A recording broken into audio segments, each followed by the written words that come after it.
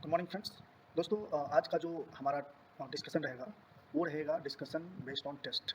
And test किसका है? तो दोस्तों टेस्ट जो है नेटवर्क थ्योरम का है। मैंने एक वीडियो डाला था जिसमें आपको ये क्वेश्चन सब दिखाए थे और उसका सोल्यूशन भी बताया था। ठीक है, सिर्फ क्वेश्चन दिखाया था। तो उस क्वेश्चन का आज हम डिस्कशन करेंगे और वो क्वेश्चन आपको सिर्फ क्वेश्चन देखना है। तो आप सिंपल क्या कर सकते हो, हमारा डिस्क्रिप्शन में जाओ या फिर बेल आइकन बटन होगा, आप वहाँ पे भी चेक कर सकते हो। ठीक है, तो चलो 20 क्वेश्चन है और 20 मिनट्स है। ठीक है दोस्तों, चलो। तो आप अगर मान लो उस वीडियो को नहीं देखना चाहते तो आप डायरेक्ट क्या कर सकते हो, यहीं से जब मैं क्वेश्चन बनाऊं तो आप स्टॉप कर देना और मेरे बनाने से पहले क्वेश्चन बना करके फिर उत्तर आ जाना। ठीक है, तो चलो पहला क्वेश्चन ये है कि superposition theorem is valid for which of the following circuit. ठीक है, तो देखो जो सुपरपोजिशन थ्योरम होता है वो किसके लिए वैलिड होता है? Linear, bilateral and circuit containing, बताओ, टू और मोर व्हाट, टू और मोर इंडिपेंडेंट सोर्स। ठीक है, ध्यान रखना ये होगा तभी जाकर के तुम्हारा सुपरपोजिशन थ्योरम वैलिड होगा। तो देख लो किसमें से इसमें से कौन है। तो ये नहीं है, पैसिव एलिमेंट नहीं है, लीनियर बाइलेटरल है, रेजिस्टिव एलिमेंट नहीं है। तो इसमें जो बेस्ट ऑप्शन है ना, बेस्ट ऑप्शन ये है भाई। ठीक है, सिर्फ पैसिव एलिमेंट होगा तो भी नहीं होगा, सिर्फ रेजिस्टिव एलिमेंट तो भी नहीं होगा। उसमें क्या चाहिए? एक सोर्स भी चाहिए, इंडिपेंडेंट सोर्स, दो सोर्स, दो या उससे अधिक। और दूसरी चीज हमारा सर्किट क्या होना चाहिए? लीनियर बाइलेटरल एलिमेंट्स होना चाहिए, तभी जाकर के आपका होगा। ठीक है, अगर आपको ये सब चीज़ें जानना है दोस्तों तो आप हमें कमेंट्स करो, मैं आपको बता दूंगा। ठीक है, क्योंकि अगर मैं उसको डिस्कस करने लगूँ तो बहुत टाइम लग जाएंगे इस क्वेश्चन को डिस्कस करने में। दूसरा क्वेश्चन है कि in a linear bilateral network having more than one source, क्या बोला है? More than one source. And क्या बोला है? Linear bilateral network. ठीक है, the current in any part of network can be found by adding algebraically the effect of each source separately. अच्छा, the above associated, मतलब आपसे पूछ रहा है कि ये कौन सा थ्योरम। तो भाई मान लो एक आपने पढ़ा है, अभी मैंने पीछे बताया है कि सुपरपोजिशन थ्योरम में क्या होता है कि एक तो linear, superposition theorem is valid for linear, bilateral and circuit containing more than two और मोर सोर्सेज, टू और मोर इंडिपेंडेंट सोर्सेज। ठीक है, दूसरी चीज़ है ये हम कैसे करते हैं कि किसी भी एलिमेंट में जब आपको करंट या वोल्टेज जो भी चीज़ फाइंड करना है तो इंडिविजुअल सोर्स की वजह से पहले फाइंड करते हैं और हर एक सोर्स की वजह से जो पाया गया वैल्यू है उसको फिर ऐड करते हैं। ठीक है, तो that is called as superposition theorem. तो देखो यहाँ पे लिखा है कि adding algebraically the effect of each source separately, तो ये क्या होता है?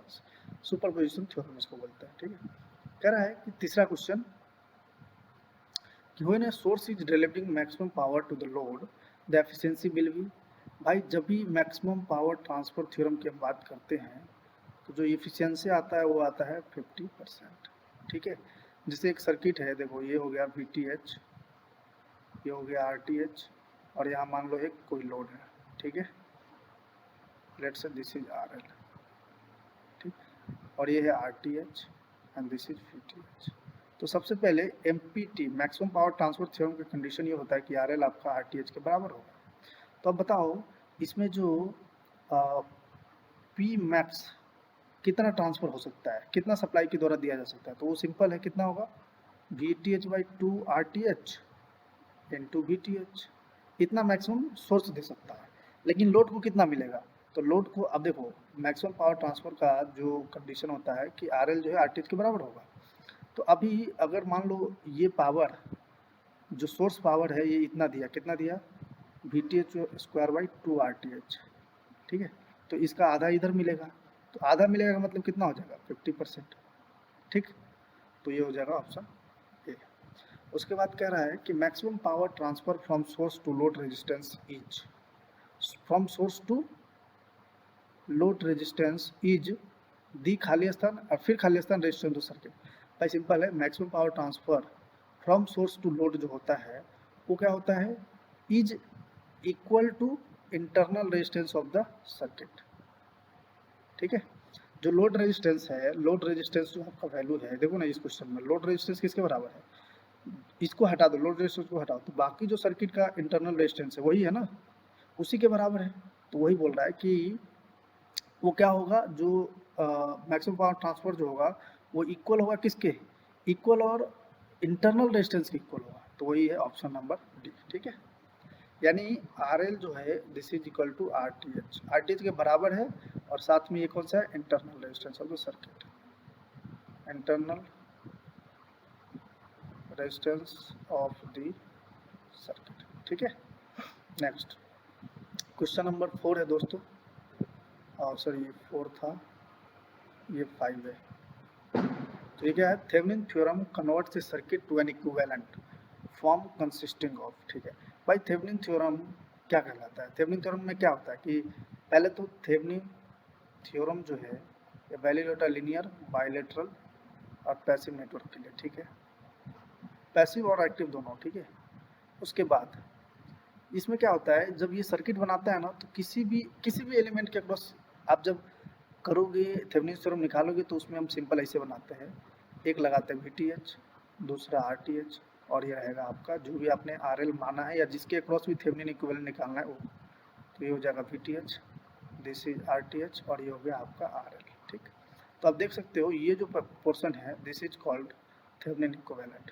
तो देख लो क्या है, एक वोल्टेज सोर्स और डायरेक्ट रेजिस्टेंस है इन सीरीज, तो voltage source and series resistance. ठीक है, तो सी ऑप्शन।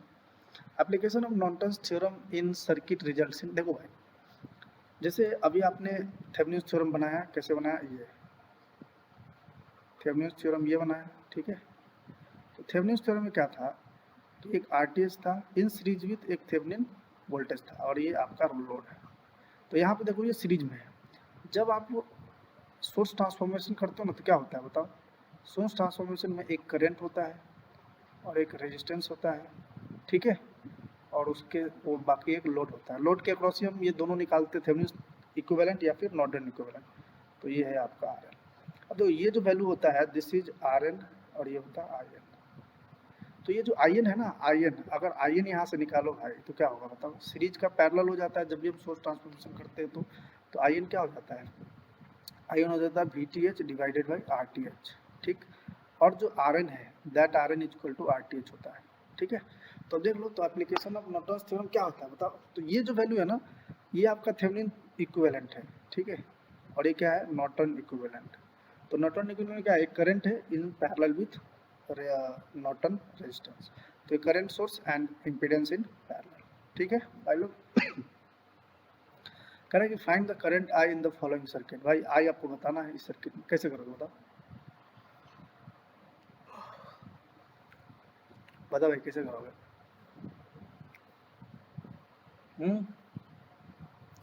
देखो इसका एक सिंपल आप क्या फंडा लगा सकते हो, सोर्स ट्रांसफॉर्मेशन यहाँ पर कर दो, ये जो दिख रहा है ना ये, इसका सोर्स ट्रांसफॉर्मेशन कर दो। ठीक है देखो करो जरा, तो ये कैसा होगा, देखो एक सोर्स ट्रांसफॉर्मेशन लगाओगे सिंपल, तो ये कितना हो जाएगा, 18/6 3 एम्पियर, और एक रेजिस्टेंस आएगा 6 का। ठीक है, उसके बाद एक रेजिस्टेंस है, उसके बाद फिर रेजिस्टेंस है, इसको बाकी को इसी रहने दो, और फिर ये जो है 1 ओम, ये तुम्हारा 4 ओम और ये 6। ठीक है, अच्छा एक चीज़ और भी है, सॉरी किधर गया, ये 6 का ही साथ में इधर एक 3 एम्पियर भी है। ठीक है, अब देखो ये 3 एम्पियर और ये 3 एम्पियर जुड़ जाएगा ना आराम से, एक ही नोट पे आ रहा है ना, तो सिंपल हम जोड़ देंगे, तो क्या हो जाएगा, देखो जब आप जोड़ोगे तो ये हो जाएगा 6 एम्पियर, और एक रेजिस्टेंस है, लगा दो भाई, जो है इसको लगा दो, बाकी को, ये 4 रहा, ये 4 रहा, और ये तुम्हारा आपका 1 रहा, 1 4 6, और ये रहा 6। अब 6 और 6 को हम करते हैं फिर से सोर्स ट्रांसफॉर्मेशन कर दो, क्या हो जाएगा बताओ, जब आप करोगे तो ये अभी पैरेलल में है, जैसे अभी सीरीज में था तो पैरेलल में है, अभी करंट और रेजिस्टेंस पैरेलल में है, तो फिर जब करोगे तो आएगा सीरीज में, तो प्लस माइनस, अब 6 गुने 6 36 वोल्ट, और रेजिस्टेंस इसके साथ सीरीज में आएगा। ठीक है, ये हो गया आपका कौन सा पोर्शन, ये पोर्शन। अब उसके बाद बाकी को ऐड कर दो जो कहते हो, 1 4 6 6, अब देखो 6 से क्या हो गया 12, तो जोड़ दो भाई, सिंपल जोड़ो आप, 12 4 1, और इधर कितना है प्लस माइनस 36। ठीक है, दिस विल बी 12, 6 से 12 हो गया ना, तो ये हो गया 12। तो ये हो गया 12, तो 12 का मतलब ये 1 और ये 36, ठीक है। अब कितना हो जाएगा, 12 3 15 और एक 16 बराबर 72, तो भी का वैल्यू क्या होगा 72/16, तो इसको करोगे तो 8 9 72 बटा में 8 दूना 16, 4.5 आता है, ठीक है। सही बात है क्या? नहीं भाई ये 36 होगा भाई, ये 36 है 36, अरे इसको कट करो यार। तो जो भी का वैल्यू आएगा 36/16, 4 से काटो, 4 9 36, 4 चौका 16, कितना होगा 2.25 वोल्ट। तो अगर आई का वैल्यू निकालो तो V बाई 1 एम्पियर 1 ओम, तो V हो गया 2.25 डिवाइड बाई 1, इतना, ठीक है। नेक्स्ट कह रहा है कि सोल्व द क्वेश्चन, इसमें क्या कह रहा है कि एक वोल्टेज सोर्स है हैविंग एन इंटरनल रेजिस्टेंस इतना है, ठीक, इंटरनल इम्पीडेंस यानी जेड का वैल्यू दिया हुआ है आपका 8.06 ओम, ठीक है। ठीक है, मतलब कोई भी वोल्टेज सोर्स है जिसका एक मतलब ऐसा मान लो आप कि एक वोल्टेज सोर्स है जिसका एक जेड दिया हुआ है यहाँ पे। अब देखते हैं क्या बोलता है आगे कि power ohm supplies power to a resistive load, ठीक है, मतलब रेजिस्टिव लोड है यहाँ पे। तो what's the load resistance for maximum power transfer, भाई सिंपल है, आरएल का वैल्यू निकालना फॉर मैक्सिमम ट्रांसफर। तो जब आरएल का वैल्यू देखोगे ना भाई, तो अगर ये जेड रहता है ना तो सिंपल इसको हम लिख देते हैं मॉड जेड। ध्यान रखना जब भी हम मैक्सिमम पावर ट्रांसफर थ्योरम की बात करते हैं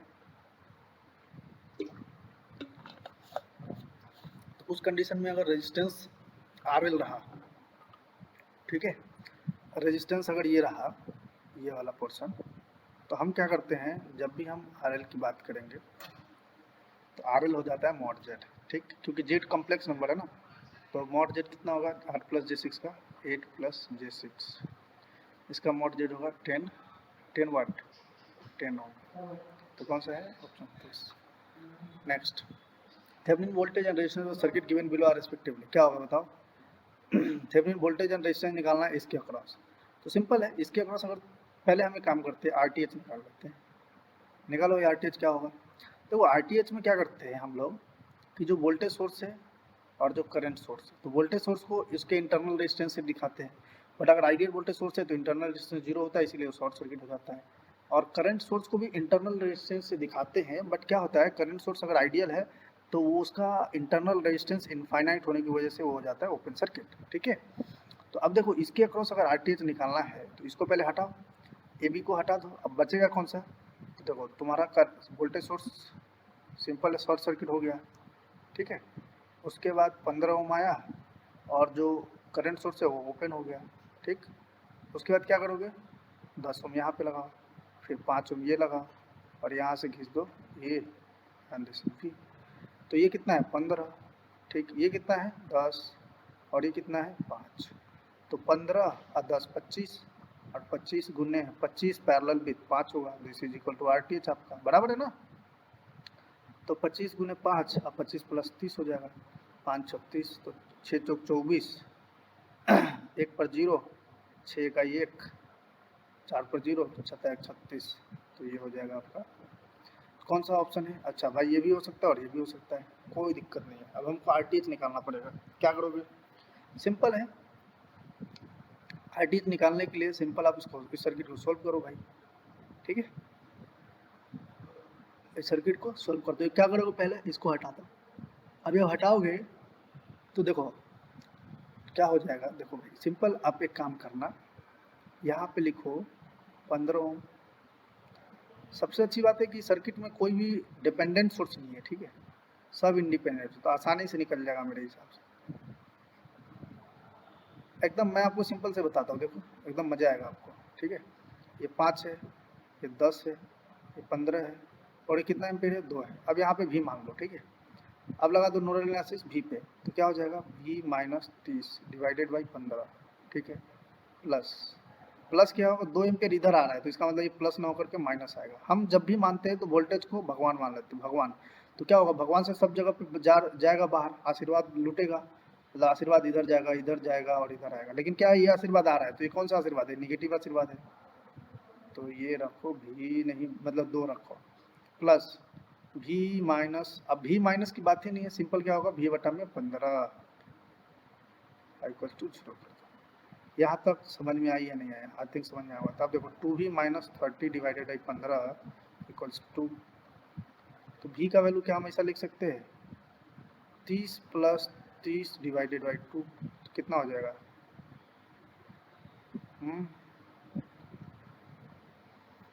बताओ भैया कितना हो जाएगा?